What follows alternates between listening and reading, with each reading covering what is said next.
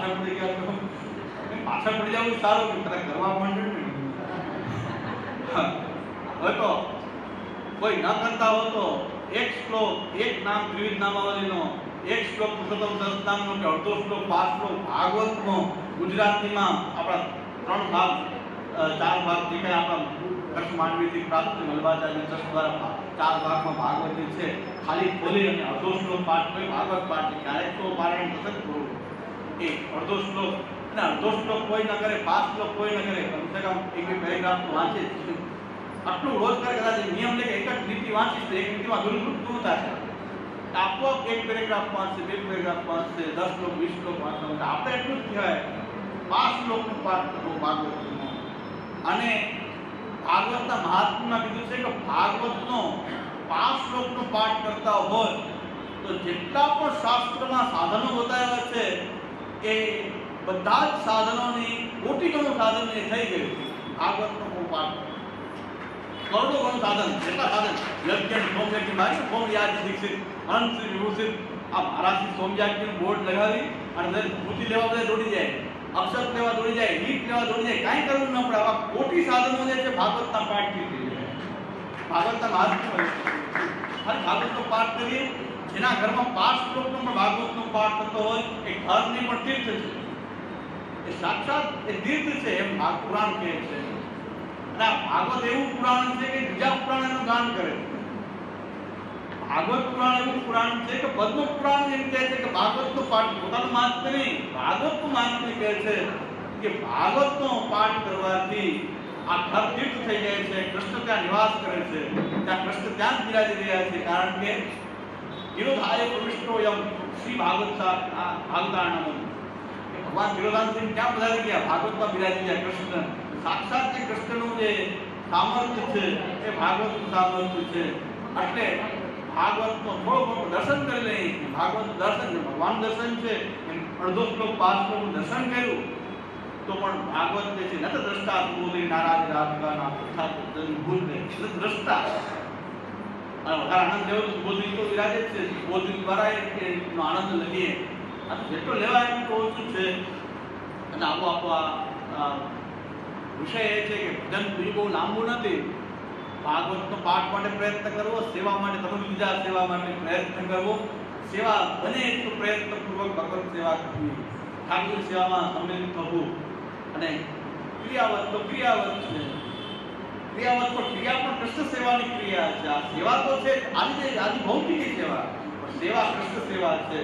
અને કૃષ્ણોપિકે ભજે કૃષ્ણમ લોકો નશ્યતિ સલાહ, લૌકિક આગ્રહ હશે પણ દૂર થઈ જશે સેવા કરતા કરતા. સેવામાં આવતા પ્રતિબંધોની દવા પણ સેવા જ છે, સેવામાં આવતા જે કાંઈ અપરાધ છે નિવારણ પણ સેવા જ છે. સેવા જ કરતા રહેવી એ જોઈએ. શ્રી પુરુષોત્તમજીનો પણ મત એ જ છે, શ્રીરાયજીનો પણ આ જ મત છે.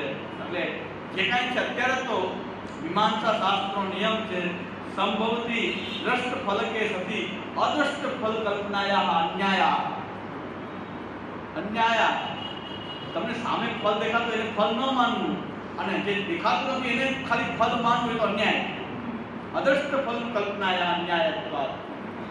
એ અદ્રષ્ટ ફલની કલ્પના કરી લીલા પ્રાપ્તિ ન થાય કે થાય કે જે થવાનું છે તે થશે. તો અત્યારે સામે જે ફલ રહેલું જે છે એ તો આપણી ભગવત સેવાએ પોતે અત્યારનું આ દેહથી, લૌકિક ભૌતિક દેહથી વૈરાગ્ય વગેરે કાંઈ આપણા ગુણ નથી, છતાં પણ આ કામ ક્રોધ લોભ મોહ મદ મત્સર વાળો આ જે દેહ ભરેલો છે એનાથી સાક્ષાત ભગવત સ્વરૂપનો સ્પર્શાદી જે નવવિદ્યા સેવામાં થઈ રહ્યો છે એ આ લોકનું ફલ છે. આ લોકનું ફલને ફલ ન માનવું, લીલા પ્રાપ્તિને ફલ માનવું એનો અન્યાય છે. મીમાંસા શાસ્ત્રમાં કીધું છે, મહાપુરુષે નથી કીધું.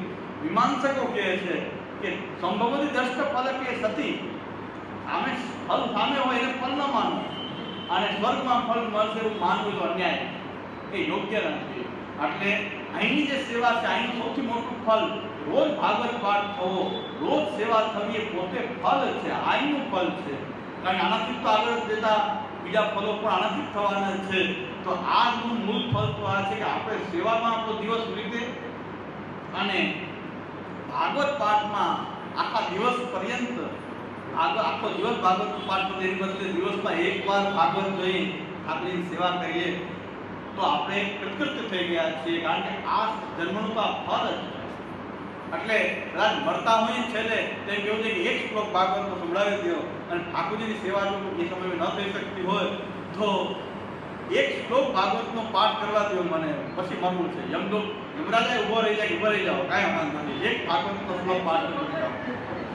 સેવા તો ઠાકોરજીની હવે એ અવસ્થામાં ન થઈ શકતી હોય તો ભાગવત પાઠ તો ત્યારે પણ કરવો જોઈએ. પથારીમાં પડ્યા પણ ભાગવત ભૂલવી જોઈએ, કારણ કે સેવા તો ત્યારે ન થઈ શકે પથારીમાં હોય તો, પણ ભાગવતનો શ્લોકનો પારાયણ તો કરવું જ જોઈએ. એવી નિષ્ઠા આપણે આવીએ તો મને લાગે એટલું તો આપણી માટે ઘણું થઈ ગયું, એટલું બધું નિષ્ઠા જાગૃત થઈ ગઈ. તો ભાગવતનો એક શ્લોક પાઠ કરશું, ગમે બીમાર હોય તો ભાગવત એક શ્લોક તો થઈ જ શકે, અડધો શ્લોક પાઠ કરવાનું શું વાત કરે કે મારા જેવું આવું કંઈ યાદ રાખી બરાબર 10-20 શ્લોક યાદ રહી જાય. ભાગવતના આવા પાઠ કરતા કરતા રોજ પાઠ કરતા 10-20 શ્લોક યાદ રહી જાય. હવે એવું બલિદાન રૂપા ઈશ્વર પ્રત્યાદ હે તાપ વિનાશ આગળ હે ઇષ્ટાય વયમ નમઃ રહી જાય. અમુક આ શ્લોકો યાદ રહી જાય, પણ ભાગવતના શ્લોકો એ કદાચ ન કરે ભાગવત પૂછી રહી શકીએ એવી અવસ્થા આવી બીજા 10 શ્લોક રેડી રેકનર તૈયાર રાખી. મહાપુરુષની આજ્ઞાનું ખાલી પાલન માત્ર છે, બીજું કઈ ભાગવત તત્વજ્ઞ નથી થવા, ભાગવતની માયનું પણ નહીં. પણ મહાપુરુષ પ્રત્યે વફાદારી એવી છે કે મરતા પણ ભાગવત પાઠ હાય હો કરવું એના કરતા ભાગવત પાઠ લહા પીડમ નટવર ઉભું ઘરમેવું કંટિકારામ એ કહેવું એ જોઈએ. એટલે આ છે, એટલે રોજ પાઠ કરે તો યાદ રહી જશે. નરજી મહારાજા તો ઓછી બુદ્ધિવાળાને યાદ રહી જતા તમને પ્રેમ છે કોમ રહેશે. 10-20 શ્લોક યાદ રહી જાય, 10-20 શ્લોક યાદ રહે છે.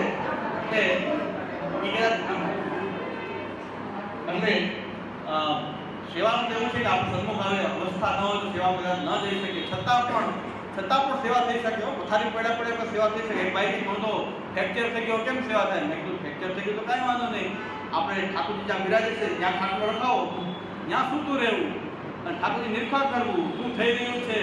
તો એ જ્યાં થતી હોય સેવાની ભાવના બેઠા બેઠા કરવી. મંગલમુખ આવતા હોય તમારે મનથી મંગલમુખ થવા, હાથ લગાવો, ઠાકોર સન્મુખ પથારી રાખવી. અને એ પણ ન થઈ શકે તો પથારી પડ્યા સગન મગન પ્યાર લાલ કીજીએ કલેવાય સેવા થઈ ગઈ. કરવી નથી એમ બોલો, હવે તો ટીવી જોઉં છું, શું કરું, ટાઈમ તો પસાર કરો. હવે ટીવી જોવાની જરૂર નથી, પણ કીર્તન કરો તો કીર્તન પ્રભુ સાંભળે. અને કદાચ નીચે પથારી હોય ઉપર ઠાકોરજી બિરાજતા હોય, દૂર હોય ઠાકોરજી, કાંઈ વાંધો નહીં, બદરોલા આપણે સુભાન નથી યા તાપી બધી હોય દેવતા લીલી ભુજ પસાર. તો ભગવાન હાથ લાંબો કરીને એમ કે ભુજા પસારીને લઈ લે તો સુતા સુતા સેવા થશે. સુતા સુતા પડ્યા કીર્તન જોડો સંભળાવો તો સાંભળી લેશે કે આજે આ શું સમય છે કહેતા રહ્યો કે કીર્તન બેઠા બેઠા કરું, સુતા સુતા કીર્તન કરું. ટીવી જોવું કોઈ વિકલ્પ નથી કે મેચ જોઈએ છે બીજું શું કરીએ, 2020 ચાલે છે. ફ્રેક્ચર થઈ ગયું બાકી મરજાદ છે, પણ ફ્રેક્ચર થઈ ગયું શું થાય? ફ્રેક્ચર થઈ ગયું શું વાંધો છે? કાંઈ વાંધો નહીં.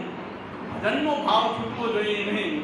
આપણે ભાઈ ભક્તિ પુરુષાર્થ ફ્રેક્ચરમાં નથી, ફ્રેક્ચરમાં ભક્તિ પુરુષાર્થ તો છે. ત્યાં ફ્રેક્ચર આપણું થઈ ગયું તો થઈ ગયું, પણ ત્યાં કીર્તન સંભળાવીએ પ્રભુને, જે સેવા થઈ રહી છે એની ભાવના કરીને. અને ભાગવત પાઠ તો તોય થઈ શકે નહીં. ભાગવત પાઠ કર્યા કરે ત્યારે ભાગવત પાઠ પુરુષોત્તમ સસ્તામ દ્વિત નામાવલી ભાગવત પાઠ તો પણ થઈ શકે. કારણ કે પેલા જે સેવા નક્કી નથી, કાંઈ જેવી બને એવી સેવા કરો, બાકી ભાગવત પાઠમાં ક્યાં પૈસા લાગે છે? ઘણી પેલા જે સેવા નક્કી હવે કાંઈ બનતું જે બને એ કરો, બાકી ભાગવત પાઠ. બાકી ભાગવત પાઠથી બધું જે કાંઈ હશે અધૂરું એમાં પૂરું થઈ ગયું. તો આવો વાત છે. અને બીજું ભાગવત પાઠે ન થાય તો પુરુષોત્તમ નામ ન થાય તો દ્વિત નામ ન થાય તો છટકબારી નથી. આખી ભાગવત અષ્ટાક્ષરમાં છે, કારણ કે શ્રી કૃષ્ણની 10મી લીલા અને છેલ્લે આશ્રય શરણ. આખા ભાગવતનો અર્થ જ શ્રી કૃષ્ણ શરણમાં, સતત શ્રી કૃષ્ણ શરણમાં બોલવું પડે. તો પછી કઈ સતત શ્રી કૃષ્ણ શરણ ટીવી કે 2020 તો નહીં ચાલે. શ્રી કૃષ્ણ શરણમાં શ્રી કૃષ્ણ તસ્માત સર્વાત્મા નિત્યમ શ્રી કૃષ્ણ શરણ. ભક્તિ પુરુષાર્થ હોય રાજ કરવાનું છે. ક્યારે થોડુંક ટીવી જોઈ શકાય, ટીવી જોઈને નિર્વાહ ન થઈ શકે. ટીવી જોઈને નિર્વાહ ન થઈ શકે. આમાં ટાઈમ પસાર એમાં જ કંઈક પસાર કરવાનું. થોડીક વાર રિલેક્સેશન, થોડીક વાર બરાબર છૂટ આપીએ ચાલો તો થોડીક વાર. પણ એ જ કરતા રહેવું એ તો કોઈ છૂટ નથી. તો એમ દર્શની શબ્દ વાક્ય હશે તે સર્વે સંવર્ત શું તો ભાઈ પુષ્ટિમાની કંઠીનો ભંગ ના કરવો જોઈએ, પુષ્ટિમાની કંઠી બાંધીને આવું ના કરવું જોઈએ.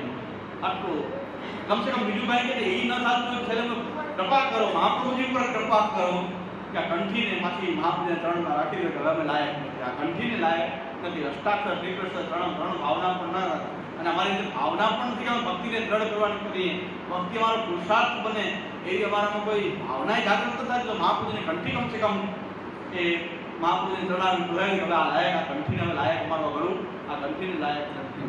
એટલે હવે ભગવત ભજનમાં મારાથી જેટલી તાકાત લગાવી હતી મેં તો લગાવી હતી, છતાં પણ ભગવાન કરે એ જ થાય. મારાથી કઈ થઈ શકે નહીં પણ ભગવાન કરે એ થાય. અમારા ગુરુદેવે એવી આજ્ઞા કરી છે કે બ્રાહ્મણ છે, બ્રાહ્મણ કહીને છૂટી જાય, ન બોલે તો બ્રાહ્મણ દોષિત છે, બ્રાહ્મણ કહીને છૂટી જાય. મહાપ્રભુજીનું થાય છે તો કઈ દેવું બધું પછી જે કરે બ્રાહ્મણનો ધર્મ છે કઈ દેવું. તમારા ગુરુદેવ પણ એ ચિંતા ના કે બહુ ભાઈ શું કરે ઓલો ભાઈ શું કરે, જે કરવું એ કરે, આપણે કહીને છૂટી જવું, આપણે પછી કરવું, આપણે સાવ છોડી ન દેવું.